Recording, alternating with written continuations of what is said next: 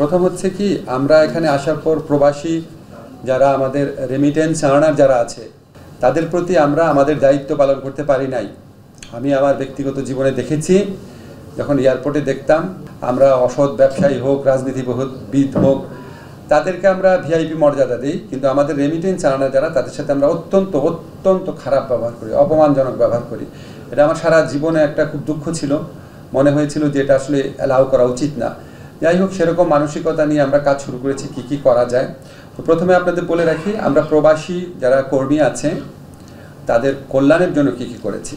প্রথম আমরা যে কাজটা করেছি সেটা হচ্ছে, আপনারা জানেন এখানে একটা প্রবাসী কল্যাণ ব্যাংক আছে, এই ব্যাংক থেকে ঋণ দেওয়া হয়। তো আমরা এখন এমন একটা ব্যবস্থা করেছি, এই ব্যাংকে এখন সরাসরি রেমিটেন্স পাঠানো যাবে। এই ব্যাংক থেকে যারা ঋণ নিতেন তারা আগে রেমিটেন্স পাঠাতে পারতেন না, এখন রেমিটেন্স পাঠাতে পারবেন। রেমিটেন্স পাঠানোর মাধ্যমে সরাসরি তাদের ঋণ পরিশোধ করতে পারবেন। এই ব্যবস্থাটা সম্ভব হয়েছে। এখানে সিটি ব্যাংক নামে একটা বেসরকারি ব্যাংক আছে, তারা আমাদেরকে অনেক হেল্প করেছে।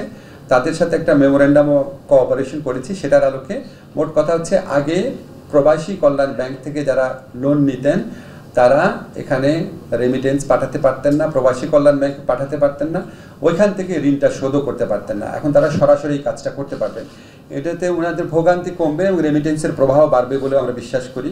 আমরা প্রবাসী কল্যাণ ব্যাংকের পাশাপাশি অন্য আরও 12টি বাণিজ্যিক ব্যাংক, দেশের সর্ববৃহৎ 12টি বাণিজ্যিক ব্যাংকের সাথে আলাপ করেছি।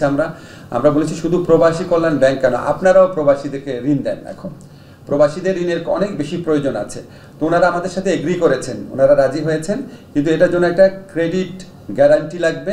এটা বাংলাদেশ ব্যাংকের সাথে আমাদের যে সচিব মহোদয় আছে উনি কথা বলেছেন, বাংলাদেশ ব্যাংকের গভর্নর আছেন, উনি অত্যন্ত হেল্পফুল। উনি আমাদেরকে সাথে যেভাবে কথা বলেছেন, আমরা আশা করছি এই ক্রেডিট গ্যারান্টিটা অচিরেই হয়ে যাবে। আমাদের কাছে মনে হয়েছে উনি পজিটিভ। এই ক্রেডিট গ্যারান্টিটা হলে এই 12টা যে বাণিজ্যিক ব্যাংক আছে তারাও প্রবাসীদেরকে ঋণ দিতে পারবে, যেটা আগে কখনো ছিল না। আর সবচেয়ে ইম্পর্টেন্ট যে জিনিসটা, আপনারা জানেন প্রবাসী শ্রমিক যারা আছেন, কর্মী যারা আছেন, তারা প্রবাসের নানা ধরনের ভোগান্তির শিকার হন এবং সেখানে আমাদের দূতাবাসগুলো ঠিকমতো দায়িত্ব পালন করেন না, এই ধরনের অভিযোগ রয়েছে।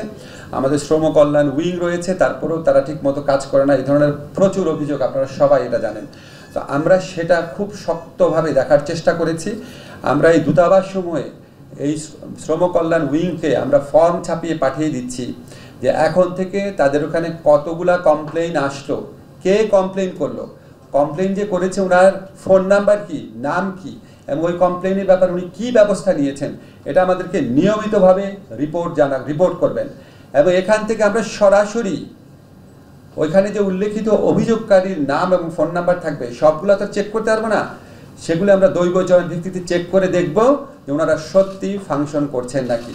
এবং আমি আপনাদের মাধ্যমে এই বার্তা দিতে চাই, যদি আমাদের প্রবাসী কল্যাণ উইংয়ে কেউ ঠিকমতো দায়িত্ব পালন না করেন, একদম আমাদের প্রবাসী ভাইদের জন্য সেবামূলক, কল্যাণমূলক সেবকের মতো ভূমিকা না নিয়ে কাজ করেন, দরকার হলে আমরা সেখানে পরিবর্তন আনবো। এই ব্যাপারে আমরা কোনো রকম ছাড় দিব না। আমরা রেমিটেন্সের প্রবাহ বৃদ্ধির জন্য আরও কিছু ব্যবস্থা গ্রহণ করছি। আপনারা জানেন, একটা আমি বলেছি যে প্রবাসী কল্যাণ ব্যাংকে সরাসরি রেমিটেন্স পাঠাতে পারবে। এছাড়া আমরা আপনারা জানেন ওইখান থেকে যে আপনার মানি এক্সচেঞ্জ হাউসগুলা, সেটার মাধ্যমে আমাদের প্রবাসীরা রেমিটেন্সটা পাঠান।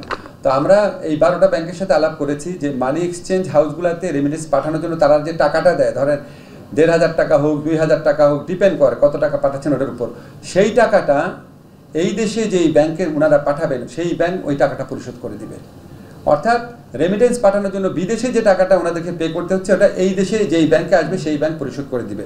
আমরা বাংলাদেশ ব্যাংকের ম্যানেজারের সাথে আলাপ করেছি, উনি বলেছেন যথাসাধ্য চেষ্টা করবেন, কিন্তু আমরা আশা করব আমরা ওনাকে একটা পর্যায়ে উনি সব কিছু বিবেচনা করে সিদ্ধান্ত নেবেন, এবং এটা হলে আমরা মনে করি রেমিটেন্স প্রবাহ আরও বৃদ্ধি পাবে।